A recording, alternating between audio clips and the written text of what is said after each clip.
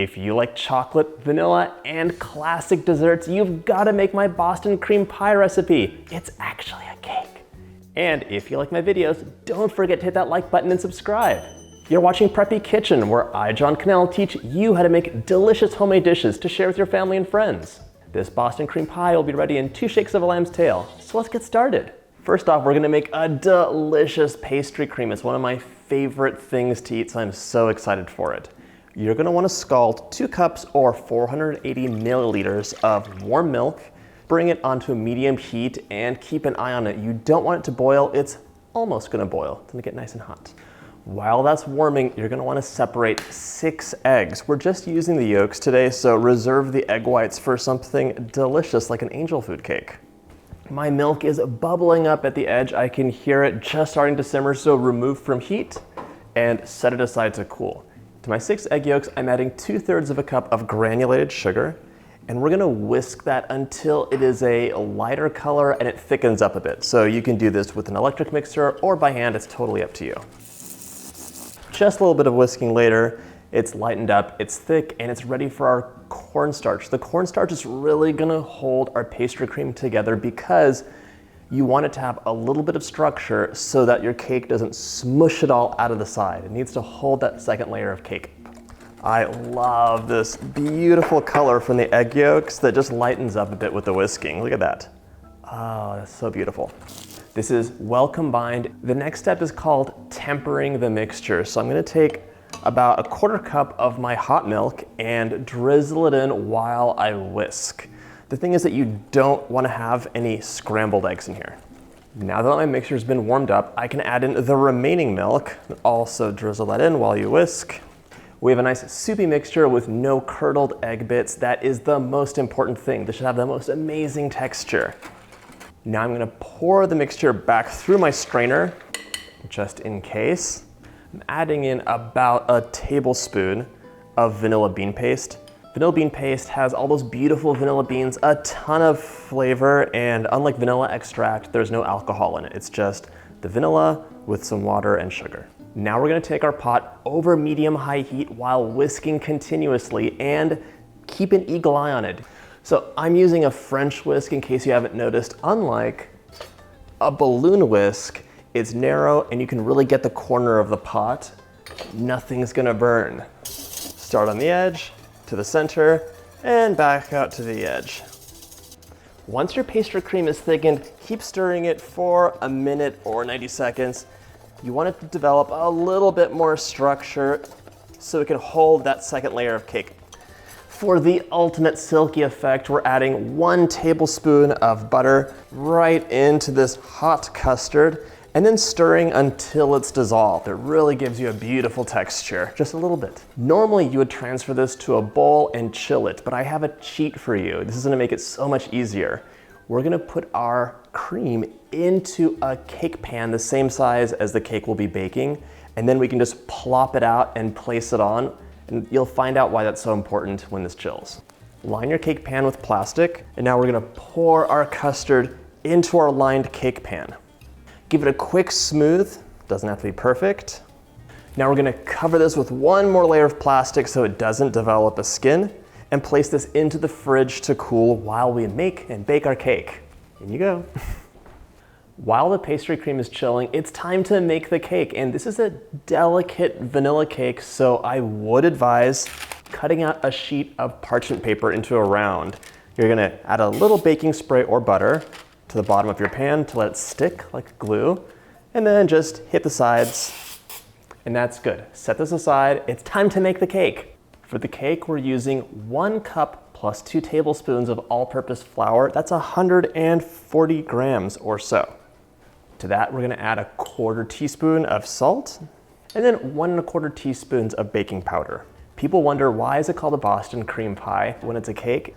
Hundreds of years ago, when this cake was more popular, people didn't have multiple pans for baking in most kitchens. You'd have 1 pie pan for the most part that you'd use for quiches and desserts and whatnot. So they called cakes pies occasionally. That's why Boston cream pie. I had to look that up, I didn't know. Whisk the ingredients together, and we're gonna set these aside and now get that stand mixer or electric hand mixer out. Before I start mixing this up, Before I start mixing this up, I want to tell you this cake uses the hot milk method. So we're going to be warming up half a cup of milk, 120 ml, along with 5 tablespoons of butter, which is cut into tablespoon-sized pieces. And that is 70 grams in case you're wondering. A couple bursts in the microwave should do it. You want it to be hot and steamy with the butter all melted. Now, with that being said, let's add in 2 eggs to our stand mixer, fitted with a whisk attachment. And these eggs are room temperature. That's always best for mixing. To this, we're adding 200 grams or 1 cup of granulated sugar. So we're gonna beat this on high for about 4 minutes until it's leaving a trail, it's thickened, and it's a light color. We'll see what that looks like in just a moment. Okay, my milk is nice and steamy, and this is really like a light off-white color, and it's leaving a trail, if you can see that. So I added in a little bit of the flour mixture, but don't forget the vanilla. We're gonna add 2 teaspoons of vanilla into our hot milk mixture. Stir that up, and now we're ready to go. Mixing on low. We're adding the flour mixture. Mix until just combined. Okay, it's combined. We're stirring in the hot milk mixture. Okay, so this is all mixed and ready to go. You can see it's a thicker batter, kind of like pancake mix. Use your spatula and just scrape the bowl down a few times. There might be a little bit of flour here or there that you want to get mixed in. And the smell is amazing. Ready to pour our batter into our prepared 8-inch pan. Here we go. We're gonna bake this cake for about 33 minutes exactly, or until the edge is just pulling away from the pan and a toothpick inserted into the center comes out clean. In you go. Okay, as soon as your cake is out of the oven, check it with a skewer. This was perfect, it's coming out clean. And then, if needed, run a knife along the edge. I want you to see the edge is pulling away from the pan. Okay, ready to invert this out and let it cool completely. Flip it over. Ooh, that's hot. That's a hot pan. Lift. And also remove the paper. This way the cake can cool without over steaming or having any weird stuff happen.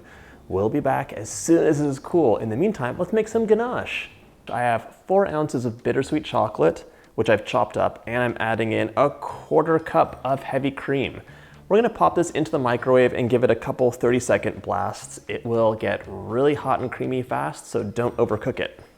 30 seconds in the microwave is all we needed. Let's mix this up.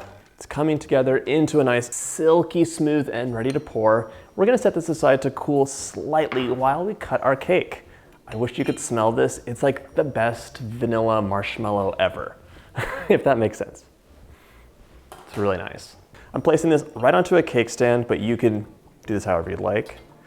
And now I'm gonna cut it in half. I put little holes that I could barely see in the side of this, and I'm using a sharp serrated knife.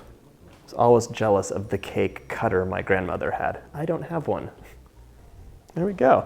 I gotta say, that is pretty impressive right in half. It's divine as well. Now for the pastry cream. If we had let this chill in a bowl, we'd have to re-whip it up and it would lose its texture. It'd become silky but a little bit gooey. So we actually, in this case, want it to be a perfect disc, just like that. I'm gonna remove the plastic and then just plop it right on. That, and like that. Like that.